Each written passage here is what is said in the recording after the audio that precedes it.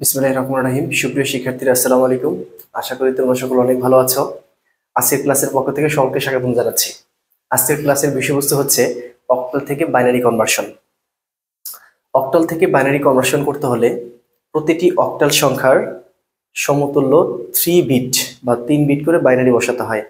এখন 3 বিট করে কেন বাইনারি বসাতে হয়, বা 3 বিট করে বাইনারি বসালে কেন অক্টাল সংখ্যা পাওয়া যায়, কেন 2 বিট নয়, কেন 4 বিট নয়, কেন 5 বিট নয়, সেই জিনিসটা নিয়েই হচ্ছে আজকে আলোচনা করা হবে, যে কেন 3 বিট করে বসাতে হয় বা কেন 3 বিট করে বসাতে হয়।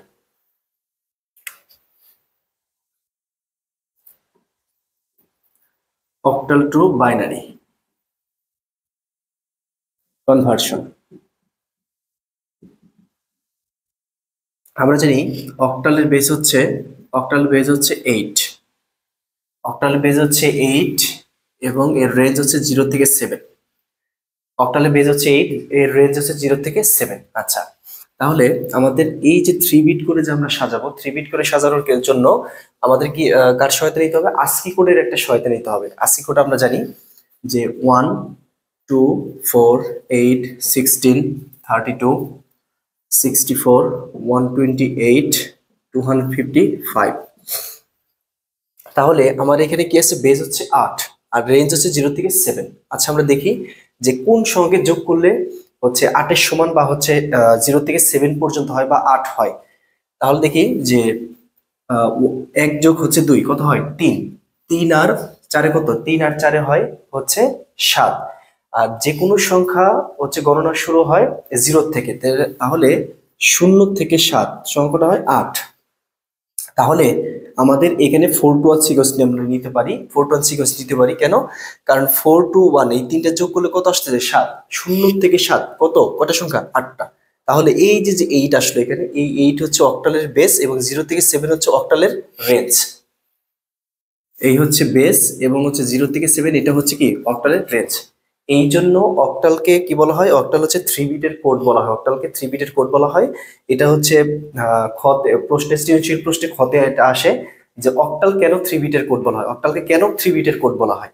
সেটা আমরা শিখিয়ে দেবো এখনই, যে কিভাবে এই 4 টু 1 সিকোয়েন্স ব্যবহার করে 0 থেকে 7 পর্যন্ত অক্টাল সংখ্যার সমতুল্য বাইনারি সংখ্যা বের করা হয়।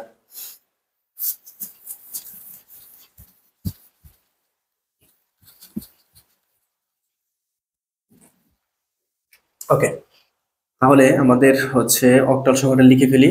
0 1 2 3 4 5 6 7। এখানে আমরা হচ্ছে 0 থেকে 7 পর্যন্ত রেঞ্জটা লিখেছি, অক্টাল সংখ্যার রেঞ্জ লিখেছি। এখন আমরা এর সমতুল্য কি বের করবো? বাইনারি বের করবো। কোন সিকোয়েন্সের মাধ্যমে? 4 টু 1 সিকোয়েন্সের মাধ্যমে।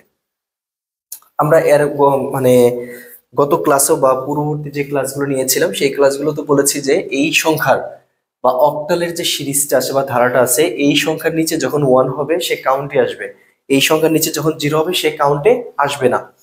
এখন এখানে অক্টাল সংখ্যা হচ্ছে 0, সমতুল্য হচ্ছে বাইনারি কি হবে? কারণ যে কোনো সংখ্যার 0 সংখ্যার হচ্ছে বাইনারি কি? 0ই হয়, তিনটাই 0 হয়ে যাবে।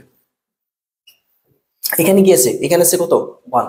এখন এই যে এখানে কি আছে? 1 আছে না? 1 এর নিচে যদি 1 সরাসরি দিয়ে দেই, বা 1 এর নিচে যদি 1 দেওয়া হয়, তাহলে কাউন্টে কি আসবে? কাউন্টে 1 আসবে। 1 এর নিচে যদি 1 দেই, বাকিটা কি হয়ে যাবে? 0 হয়ে যাবে। কাউন্টে কি আসবে? কাউন্টে 1 আসবে। এখানে কি আছে? 2। এখানে কি আছে? 2 সরাসরি আছে। তো 2 এর নিচে যদি 1 দেওয়া হয়, তাহলে কে কাউন্টে আসবে? 2 কাউন্টে আসবে। বাকিটা কি হয়ে যাবে? 0 হয়ে যাবে। এখানে আছে কত? 3। এখানে কি 3 আছে? কাকে কাকে যোগ করলে 3 হয়? তার নিচে 1। তাহলে দেখো যে 2 প্লাস 1 কত হয়? 3। তাহলে 2 এর নিচে 1, 1 এর নিচে 1, বাকিটা কি? 0। এটা হচ্ছে 3 এর বাইনারি। এখানে 4 কি সরাসরি আছে না? তো 4 এর নিচে যদি 1 দেওয়া হয়, তাহলে কাউন্টে কি আসবে? 4। বাকিটা কি হয়ে যাবে? 0। এখানে কত আছে? 5।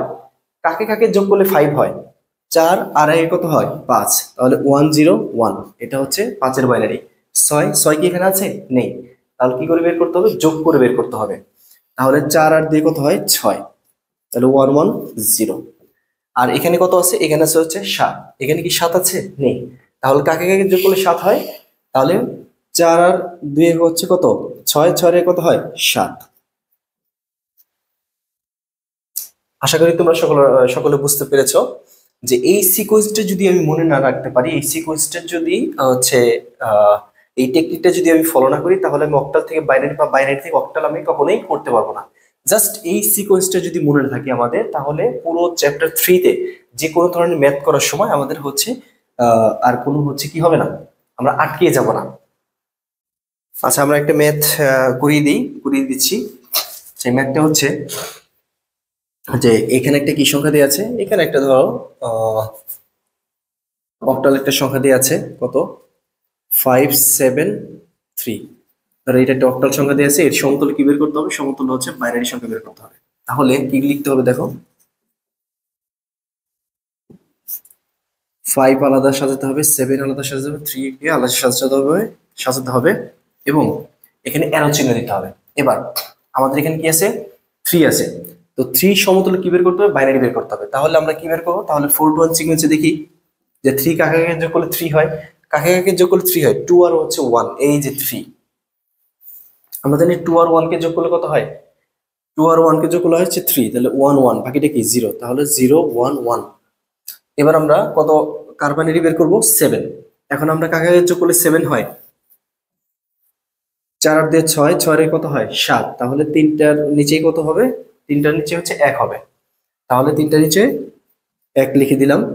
আর এখানে কত আছে, এখানে আছে হচ্ছে 5, তাহলে কাকে কাকে যোগ করলে 5 হয়, 5 হয়, কাকে কাকে যোগ করলে 5 হয়, 4 আর 1 যোগ করলে 5 হয়, তাহলে 101।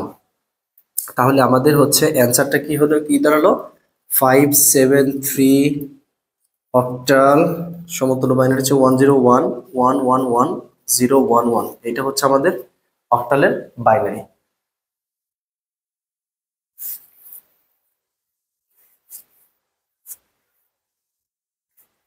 আচ্ছা, এটা মুছে দিই, আরেকটা ম্যাথ করিয়ে দিচ্ছি আমি।